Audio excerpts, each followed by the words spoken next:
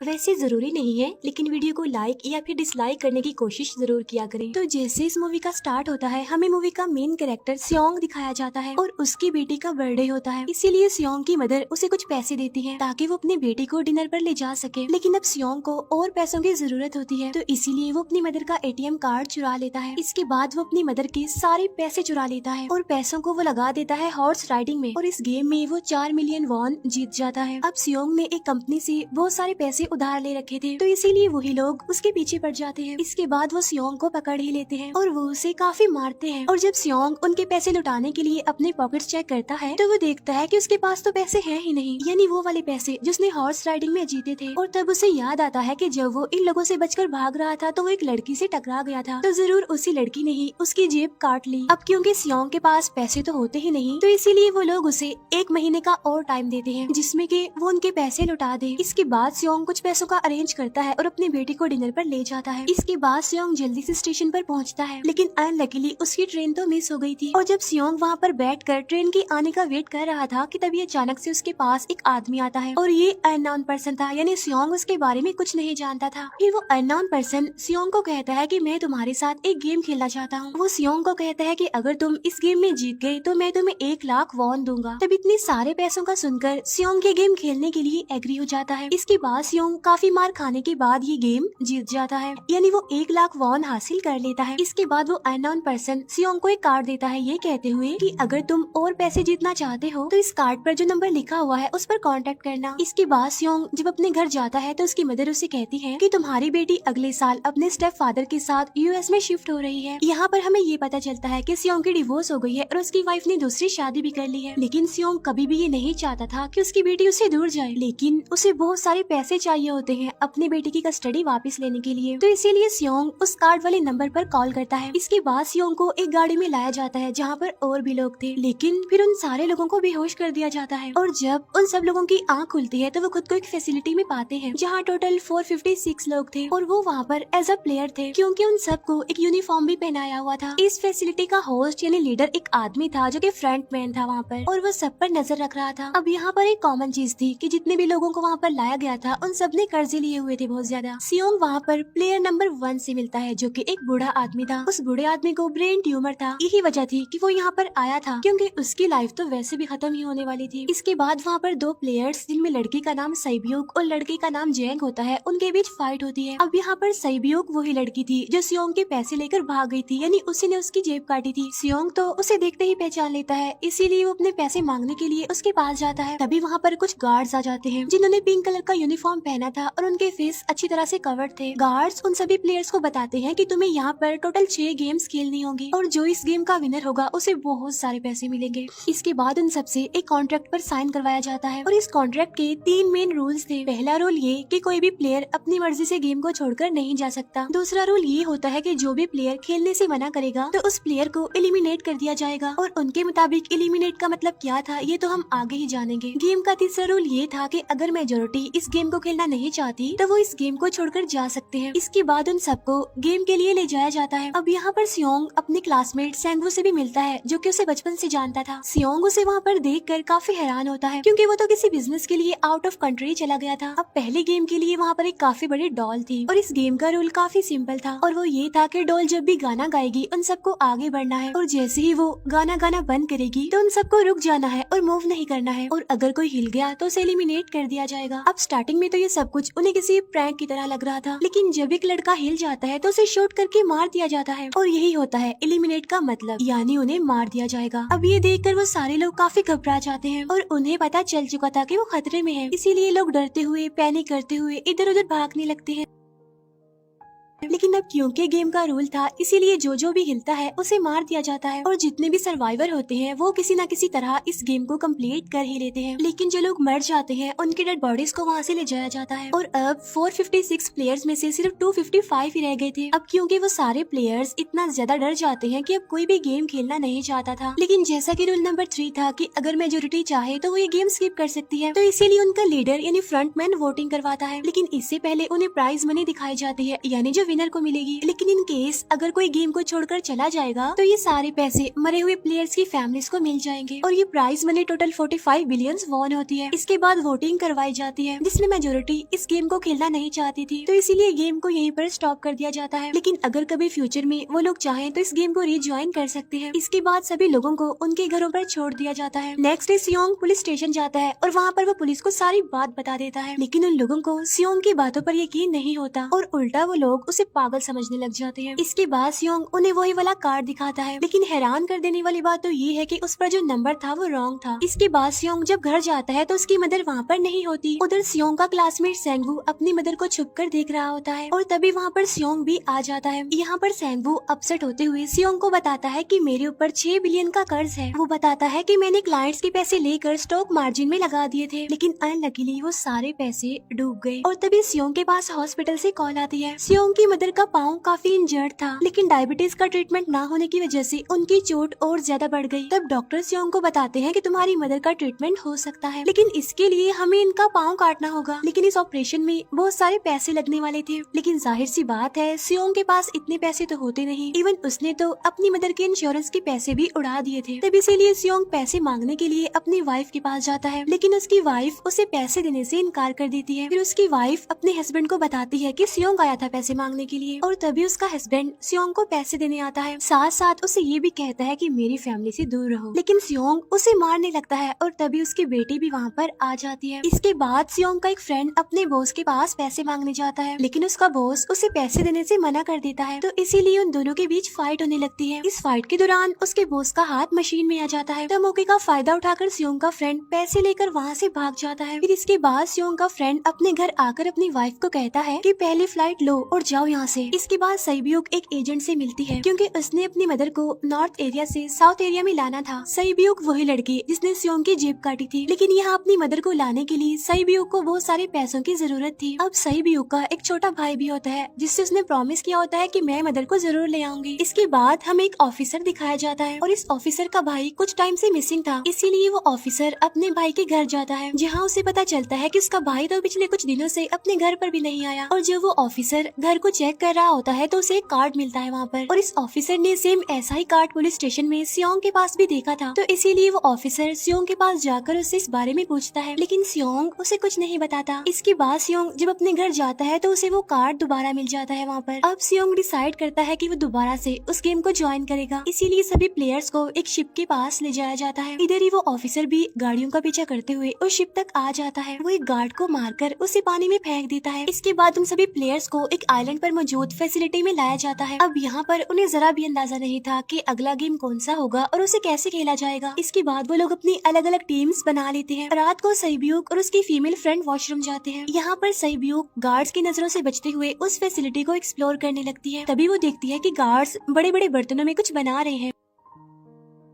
लेकिन अब क्योंकि गार्ड्स को शक हो जाता है तो ये गार्ड वॉशरूम्स को चेक करने के लिए आता है, लेकिन तब तक सईब्यूक वापस आ चुकी थी। इसके बाद सईब्यूक अपनी फीमेल फ्रेंड को सारी बात बता देती है जो उसने देखा था, लेकिन यहाँ पर सेंगवू उन दोनों की बातें सुन लेता है और वो इस बारे में सईब्यूक से पूछता है, जिस पर सईब्यूक बताती है कि वो बड़े बड़े बर्तनों में कुछ पका रहे थे। इसके बाद उन सभी प्लेयर्स को प्ले ग्राउंड में लाया जाता है, जहाँ पर उनके सामने 4 शेप्स थी। 4 शेप्स में से उन्होंने किसी एक शेप को चूज करना था। अब यहाँ पर सेंगवू को पता चल जाता है कि गेम क्या है और क्या करना है हमें। सेंगवू सियोंग को बताता है कि सबने अलग अलग शेप्स को चुनना है। इसके बाद उन सभी को एक छोटा सा बर्तन दिया जाता है जिसमें की शेप्स बनी होती हैं। अब गेम उनकी ये होती है कि उन्होंने किसी तरह उस शेप को बाहर निकालना है बगैर डैमेज किए, लेकिन अगर शेप जरा से भी खराब हो गई तो उन्हें एलिमिनेट कर दिया जाएगा, यानी मार दिया जाएगा। अब यहाँ पर सेंगवू तो इजिली उस शेप को निकाल लेता है, लेकिन सियोंग इतना ज्यादा घबरा जाता है कि उसकी हालत खराब होने लगती है, लेकिन फिर वो किसी न किसी तरह करके इस गेम को भी जीत लेता है। इसके बाद उन सबको वापस से रूम में लाया जाता है। अब यहाँ पर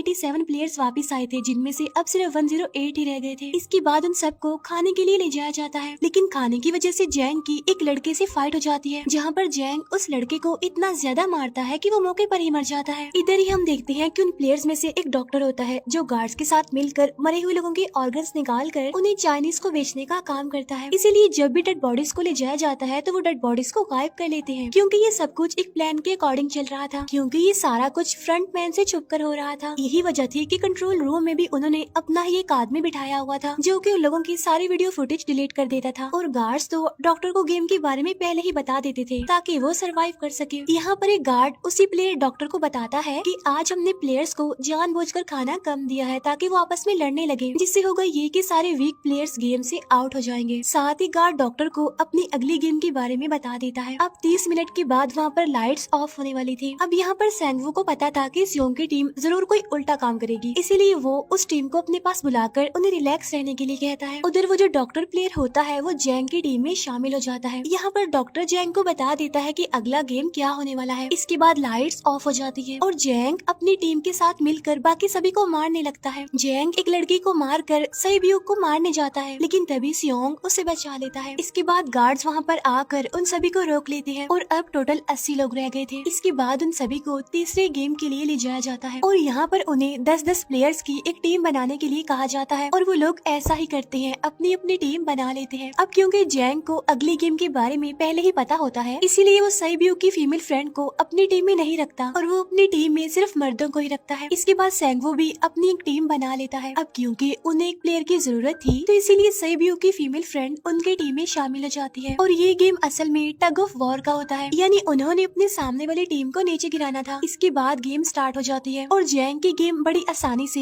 इस गेम को जीत लेती है। इसके बाद बारी होती है सेंगवू की टीम की। तब प्लेयर नंबर 1 यानी वो बूढ़ा आदमी कहता है कि मैंने अपनी जिंदगी में बहुत सारी टग ऑफ वॉर्स खेल रखी है, इसीलिए उन सबको गाइड करता है कि इस गेम को कैसे जीतना है। तो इसीलिए वो लोग किसी न किसी तरह करके इस गेम को जीत जाते हैं। फिर दिखाया जाता है कि 30 मिनट के बाद दोबारा से लाइट्स ऑफ हो जाएंगी, जिस पर सेंगवू उन सबको कहता है कि रेडी रहना। तो इसीलिए वो डिसाइड करते हैं कि एक एक करके हम पहरा देंगे। अब जैंग की टीम में एक से बढ़कर एक चालाक प्लेयर था, तो इसीलिए जैंग को डर होता है कि कहीं उसकी टीम उसे ही साइड पर न लगा दे, यानी उसे ही अपने रास्ते से न हटा दे। दूसरी तरफ डॉक्टर और गार्ड्स मिलकर डेड बॉडी की ऑर्गन्स निकाल रहे होते हैं और इन ऑर्गन्स को डिलीवर करने जाना था गार्ड नंबर 28 एंड 29। तब वो सभी एक डेड बॉडी के बारे में बातें करने लगती हैं जिसकी सिर्फ एक किडनी थी और वो उसे ज़ॉम्बी कह रहे थे। अब यहाँ पर जो गार्ड नंबर 29 था, यानी जिसने वो ऑर्गन्स डिलीवर करने जाने थे, वो कोई और नहीं बल्कि वो ऑफिसर था जो गार्ड के बेस में वहाँ पर आया था। और ये सब बातें सुनकर उसे शक होता है कि शायद ये लोग मेरे भाई की बात कर रहे हैं क्योंकि उसकी भी एक ही किडनी थी। इसके बाद नंबर 28 और 29 यानी वो ऑफिसर ऑर्गन्स को डिलीवर करने के लिए चले जाते हैं। रास्ते में वो ऑफिसर नोटिस करता है कि टनल में तो बॉम्ब लगा हुआ है। तब नंबर 28 उसे बताता है कि जब हम यहाँ से बाहर निकलेंगे तो इस जगह को ब्लास्ट कर दिया जाएगा। अब यहाँ पर वो ऑफिसर नंबर 28 से और इन्फॉर्मेशन लेने की कोशिश करता है, इसीलिए नंबर 28 को उस पर डाउट होने लगता है, इसीलिए वो उस ऑफिसर को अपना फेस दिखाने के लिए कहता है। अब यहाँ पर वो ऑफिसर अपना फेस भी दिखा देता है, साथ साथ वो नंबर 28 पर गन पॉइंट भी कर देता है। साथ साथ वो ऑफिसर उससे एक किडनी वाले आदमी के बारे में पूछता है कि वो कौन है जिसे तुम ज़ॉम्बी कहते थे, जिस पर वो नंबर 28 उससे कहता है कि वो तो एक लड़की थी। अब यहाँ पर नंबर 28 उस ऑफिसर को कहता है कि तुम लीडर के रूम में जाकर सारी इन्फॉर्मेशन देख सकते हो, वहाँ पर सबका डाटा है। ये जानने के बाद वो ऑफिसर नंबर 28 को मार डालता है। उधर वो डॉक्टर गार्ड से अगली गेम के बारे में पूछता है, लेकिन इस बार गार्ड्स को भी अगली गेम के बारे में पता नहीं होता। तब इसीलिए डॉक्टर को गुस्सा आ जाता है और वो एक गार्ड को पकड़ लेता है और उनकी फाइट होने लगती है। इसी फाइट में डॉक्टर उस गार्ड को मार कर वहाँ से भाग जाता है। इसके बाद एक गार्ड भी उसका पीछा करता है और वो दोनों प्ले ग्राउंड में आ जाते हैं। यहाँ पर गार्ड डॉक्टर को अपनी बातों में फंसाकर उसे मारने वाला होता है, लेकिन तभी लीडर इन्हीं फ्रंटमैन आकर उसे मार डालता है और बाद में वो उस डॉक्टर को भी मार डालते हैं। साथ साथ इन्हीं वहीं पर नंबर 28 की डेड बॉडी भी मिल जाती है, जिससे इन्हें ये पता चल जाता है कि फैसिलिटी में कोई घुस गया है। उधर वो ऑफिसर लीडर इन्हीं फ्रंटमैन के रूम तक पहुँच जाता है। तब वो चेक करते करते एक ऐसे रूम में जाता है जहाँ पर सबके रिकॉर्ड्स थे और जब वो ऑफिसर रिकॉर्ड चेक कर रहा होता है तो उसे सभी विनर्स की एक लिस्ट मिलती है जिसमें उसके भाई का भी नाम था, यानी वो भी कभी विनर था। उधर सभी प्लेयर्स को 4th गेम के लिए ले जाया जाता है जहाँ पर उन सबको अपना अपना पार्टनर चुनने के लिए कहा जाता है और वो प्लेयर्स करते भी ऐसा ही है, अपना अपना पार्टनर चुन लेते हैं। सईब्यूक की फीमेल फ्रेंड भी अपना पार्टनर ढूंढने की कोशिश करती है, लेकिन कोई भी उसका पार्टनर बनने को तैयार ही नहीं था। इसके बाद सभी प्लेयर्स को 10-10 मार्बल्स दिए जाते हैं। असल में ये गेम ऐसी होती है कि एक प्लेयर को अपने पार्टनर से सारे मार्बल्स लेने होते हैं बगैर कोई जोर जबरदस्ती किए, और जो दूसरा पर्सन होगा यानी जिसके पास मार्बल्स नहीं होंगे उसे मार दिया जाएगा। फिर सेंगवू और सियोंग का फ्रेंड ऑड और इवन का गेम खेलते हैं, जिसमें कि उन्होंने गेस करना था कि सामने वाले के हाथ में कितने मार्बल्स हैं। अब यहाँ पर सियोंग का फ्रेंड सेंगवू के सारे मार्बल्स जीत जाता है, जिसकी वजह से लास्ट में सेंगवू के पास सिर्फ एक ही मार्बल बचता है। अब क्योंकि सेंगवू को पता चल चुका था कि अब वो बच नहीं पाएगा, इसीलिए वो सियोंग के फ्रेंड को अपनी बातों में फंसा कर उसे ये यकीन दिलाता है कि अगर हम में से कोई भी हार गया तो हारे हुए लोगों का मैच दोबारा करवाया जाएगा। अब यहाँ पर सेंगवू धोखे से सियोंग के फ्रेंड के सारे मार्बल्स चेंज कर देता है। इसके बाद सेंगवू मार्बल्स लेकर गार्ड को दे देता है और वहाँ से बाहर चला जाता है। और जब सियोंग का फ्रेंड मार्बल्स चेक करता है तो वहाँ पर पत्थर होते हैं। उधर प्लेयर नंबर 1 यानी उस बूढ़े आदमी की हालत खराब हो रही थी, इसीलिए वो तो इधर उधर घूम रहा था, लेकिन सियोंग किसी तरह उसे खेलने के लिए एग्री कर लेता है। अब यहाँ पर वो दोनों यानी वो बूढ़ा आदमी और सियोंग भी इवन आउट खेलते हैं। अब इनमें से वो बूढ़ा आदमी सियोंग के सारे मार्बल्स जीत जाता है, लेकिन लास्ट राउंड में वो बूढ़ा आदमी भूल जाता है कि उसने क्या चूज किया था। तो यहाँ पर सियोंग उसी बातों में फंसा कर उसके सारे मार्बल्स ले लेता है, लेकिन यकीन मानिए कि वो बूढ़ा आदमी काफी चालाक था। उसने एक मार्बल अपने पास ही रखा हुआ था और वो दोबारा से इधर उधर घूमने लगता है। अब यहाँ पर सियोंग उसे रिक्वेस्ट करता है कि प्लीज मेरे साथ एक और गेम खेलो ना। तब यहाँ पर वो बूढ़ा आदमी कहता है कि मुझे पता है कि तुमने सारे मार्बल्स धोखे से लिए हैं मुझसे। वो कहता है कि मुझे सब पता था, बस मैं पागल बनने की एक्टिंग कर रहा था। तभी सुनकर सियोंग को उस पर तरस आ जाता है और वो उसे ही सारे मार्बल्स दे देता है। उसके बाद सैब्यूक और उसकी फीमेल फ्रेंड भी गेम खेल रहे होते हैं। उनकी गेम ये होती है कि जो मार्बल्स को दीवार के ज्यादा करीब फेंकेगा वही जीतेगा। पहले सैब्यूक अपने मार्बल्स फेंकती है, लेकिन जब सैब्यूक की फ्रेंड की बारी आती है तो वो अपने सारे मार्बल्स फेंक देती है। लेकिन जब सैब्यूक ये देख लेती है तो वो अपने फ्रेंड को दोबारा फेंकने के लिए कहती है, जिस पर उसकी फ्रेंड कहती है कि नहीं सैब्यूक, मैं बिल्कुल अकेली हूँ, मेरे पीछे तो कोई भी नहीं है, लेकिन अगर तुम्हें कुछ हो गया तो ये अच्छी बात नहीं है, तुम्हारे पीछे तुम्हारा छोटा भाई है, तुम्हारा वेट कर रहा है वो। और इसी वजह से सैब्यूक की फ्रेंड को मार दिया जाता है। इसके बाद उन सबकी डेड बॉडीज को वहाँ से ले जाया जाता है। इसके बाद वो सब वापिस से रूम में आ जाते हैं। यहाँ पर जैंग देखता है कि सैब्यूक की वो वाली फ्रेंड तो अभी तक जिंदा है, जो कि बड़ी आराम से बैठी हुई थी। अब यहाँ पर हमें पता चलता है कि सैब्यूक की ये वाली फ्रेंड जैंग की भी फ्रेंड थी, लेकिन अब क्योंकि उन दोनों के बीच किसी बात को लेकर क्लैश चल रहा था तो इसीलिए जैंग की वो फ्रेंड उसे बुली करने लगती है। इसके बाद फ्रंटमैन को एक डेड बॉडी के पास उस ऑफिसर का आईडी कार्ड मिल जाता है। तभी फ्रंटमैन को पता चलता है कि उसके सारे वीआईपीज आ चुके हैं, तो इसीलिए फ्रंटमैन उन्हें लेने के लिए चला जाता है। फिर सारे वीआईपीज को उनके रूम में लाया जाता है। इसके बाद फ्रंटमैन वीआईपीज के आने के बारे में एक और आदमी को जाकर बताता है और यही आदमी मेन होता है। और ये कौन होता है हम ये आगे जानेंगे। फिर नेक्स्ट डे उन सबको 5वें गेम के लिए लाया जाता है, जहाँ पर 1 से लेकर 16 तक नंबर पड़े होते हैं और वो सभी प्लेयर्स अपना अपना नंबर ले लेते हैं। नंबर का मतलब ये था कि जो नंबर भी एक प्लेयर पर आएगा उसके मुताबिक ही उसकी बारी आएगी। अब यहाँ पर लास्ट में पहला और आखिरी नंबर रह जाता है, यानी 1 और 16। तो यहाँ पर सियोंग कंफ्यूज हो जाता है कि उसे कौन सा नंबर चूज करना चाहिए। अगर उसने पहला नंबर लिया तो वो फंसेगा और मरेगा, क्योंकि उसे नहीं पता कि गेम क्या है। और अगर लास्ट नंबर लेगा तो क्या पता उसकी बारी ही ना आए, टाइम कम रह जाए। और तभी वहाँ पर एक आदमी आ जाता है और वो सियोंग को कहता है कि मुझे पहला नंबर चाहिए, क्योंकि मैं अपनी जिंदगी में कभी भी फर्स्ट नंबर पर नहीं आया। फिर इसके बाद उन्हें गेमिंग रूम में लाया जाता है। अब इस गेम का रूल ये होता है कि दिए हुए टाइम में उन्हें ब्रिज की दूसरी साइड पर जाना है। अब इसके बीच में 2 तरह के ग्लास लगे होते हैं, एक तो होता है आम ग्लास और एक होता है टेम्पर्ड ग्लास। आम ग्लास पर पाँव रखते ही वो टूट जाएगा और वो लोग नीचे गिर जाएंगे। इसके बाद गेम स्टार्ट हो जाता है और वो लोग एक एक करके मरने लगते हैं। फिर एक टाइम ऐसा आता है जब जैंग सबके सामने होता है और वो आगे ही नहीं बढ़ रहा होता। अब उनके पास एक ही रास्ता था, या तो वो आगे जाए या सारे ही मर जाएं। और तभी जैंग के सामने उसकी वही फ्रेंड आ जाती है जो उसे बुली कर रही थी, और वो जैंग को कहती है कि मैंने तुम्हें कहा था कि जिस दिन तुमने मुझे धोखा दिया मैं तुम्हें मार दूंगी। इसके बाद वो जैंग को पकड़ लेती है और उसे लेकर नीचे कूद जाती है, जिसकी वजह से उन दोनों की मौत हो जाती है। अब वहाँ पर एक आदमी था जो कि ग्लास कंपनी में काम करता था और उसे पता था कि टेम्पर्ड ग्लास कौन सा है, लेकिन जब फ्रंटमैन को इस बात का पता चल जाता है तो वो लाइट्स ऑफ करवा देता है ताकि वो ग्लास को पहचान ही ना पाए। अब लास्ट में एक ही स्टेप बचता है और उनके पास तो टाइम ही नहीं था, इसीलिए सेंगवू उस आदमी को धक्का दे देता है। तो यहाँ पर सेंगवू, सियोंग और सैब्यूक ब्रिज को पार कर लेते हैं, लेकिन ग्लास टूटने की वजह से उन्हें काफी चोट लग जाती है, खास तौर पर सैब्यूक को। उधर उस ऑफिसर ने एक सर्वेंट को मारकर उसकी जगह खुद ले ली थी। अब एक वीआईपी को उस ऑफिसर पर शक होता है और वो उसे कहता है कि अपना मास्क रिमूव करो, लेकिन वो ऑफिसर कहता है कि ठीक है, लेकिन मैं अंदर जाकर अपना मास्क रिमूव करूंगा। इसके बाद वो ऑफिसर उस वीआईपी को लेकर अंदर चला जाता है। अंदर जाकर वो ऑफिसर उस वीआईपी को बेहोश कर देता है और इस बात का पता फ्रंटमैन को चल जाता है, इसीलिए फ्रंटमैन उसके पीछे जाता है और वो उस ऑफिसर को देख लेता है, इसीलिए वो ऑफिसर वहाँ से भागकर आइलैंड पर आ जाता है। फ्रंटमैन भी उसका पीछा करते हुए वहाँ पर आ जाता है। अब यहाँ पर वो ऑफिसर अपने सीनियर्स को कॉल करने की कोशिश करता है, लेकिन कॉल कट हो जाती है। फिर वो ऑफिसर उन्हें सारे सबूत भेजता है, लेकिन वहाँ पर नेटवर्क नहीं था। इसके बाद फ्रंटमैन ऑफिसर को पकड़ लेता है और उसे उनके साथ चलने के लिए कहता है, लेकिन वो ऑफिसर तो उस फ्रंटमैन पर गोली चला देता है। इसके बाद फ्रंटमैन अपना मास्क उतार देता है, तो वो ऑफिसर देखता है कि वहाँ पर कोई और नहीं बल्कि उसका अपना भाई है वो। इसके बाद ऑफिसर का भाई यानी फ्रंटमैन उसे शूट कर देता है और वो जाकर पानी में गिरता है। उधर ग्लास लगने की वजह से सईब्यो काफी इंजर्ड हो गई थी और उसका बहुत सारा खून भी बह रहा होता है। इसके बाद इन सर्वाइवर्स को डिनर के लिए ले जाया जाता है और उनके पास एक एक नाइफ भी रख दिया जाता है, मतलब रात में उन तीनों में से कोई भी एक दूसरे को मार देगा। तभी सियोंग नोटिस करता है कि सईब्यो की हालत काफी खराब है, इसीलिए वो सईब्यो को कहता है कि फिक्र मत करो, हम दोनों साथ हैं और इस गेम में हम दोनों मिलकर सेंगवू को हरा देंगे। इसके बाद हम दोनों यहाँ से बाहर निकल जाएंगे और पैसों को आधा आधा डिवाइड कर लेंगे। सईब्यो को उसे बताती है कि मेरा एक छोटा भाई है जिसे मैं ऑर्फनेज में छोड़कर आई हूँ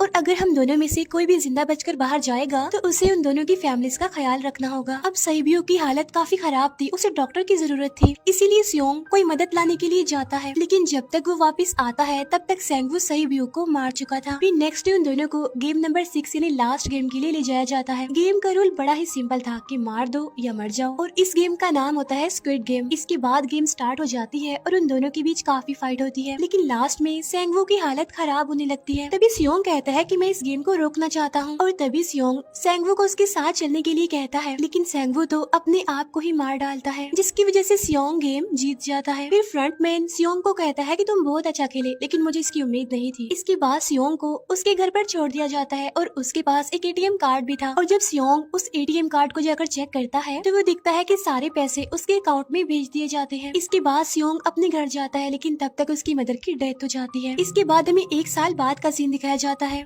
जहाँ पर हम देखते हैं कि सियोंग की हालत काफी खराब हो गई है, यानी वो काफी नशा करने लग गया है और उसने अब तक उन पैसों को हाथ तक नहीं लगाया। एक दिन एक फूल बेचने वाली औरत सियोंग के पास आती है और वो उसे सेम वैसा ही कार्ड देती है जिसमें एक एड्रेस लिखा हुआ था और फिर सियोंग उस एड्रेस पर जाता है, जहाँ पर उसे पता चलता है कि ये सारा किया धरा किसी और का नहीं बल्कि उस बूढ़े का है, प्लेयर नंबर 1 का, और वो अभी भी जिंदा है। यहाँ पर वो बूढ़ा आदमी सियोंग को बताता है कि मैं अपनी लाइफ से बोर हो चुका था और ये सारी गेम मैंने अपने क्लाइंट्स के साथ मिलकर बनाई ताकि मैं लोगों को मरता हुआ देखकर एंजॉय कर सकूं, लेकिन हाँ, हमने किसी को मजबूर नहीं किया था ऐसा करने के लिए और मैंने गेम में इसीलिए पार्टिसिपेट किया क्योंकि गेम देखने से ज्यादा उसे खेलने में मजा आता है। वो कहता है जो पैसे तुम्हारे पास है वो मेरे ही हैं, और ये कहते ही उस बूढ़े आदमी की मौत हो जाती है। इसके बाद सियोंग सईब्यो के छोटे भाई के पास जाता है और उसे लेकर वो जाता है सेंगवू की मदर के पास और वो सेंगवू की मदर को कहता है कि इस बच्चे का ख्याल रखना, साथ साथ वो उसे एक बैग भी देता है जिसमें बहुत सारे पैसे होते हैं। इसके बाद सियोंग स्टेशन पर जाता है जहाँ पर उसे वही अननोन पर्सन मिलता है जो कि उसे मूवी के स्टार्ट में भी मिला था। यहाँ पर सियोंग उसका पीछा भी करता है, लेकिन तब तक वो भाग चुका था। फिर सियोंग उस कार्ड वाले नंबर पर कॉल करता है और वो पूछता है कि तुम लोग कौन हो और लोगों के साथ ऐसा क्यों कर रहे हो, क्यों खेल रहे हो लोगों की जिंदगी से। लेकिन आगे से उसे रिस्पॉन्स आता है कि सियोंग अगर तुमने जिंदा बचना है तो प्लेन में चढ़ जाओ, और इसी के साथ ही मूवी यहीं पर एंड हो जाती है।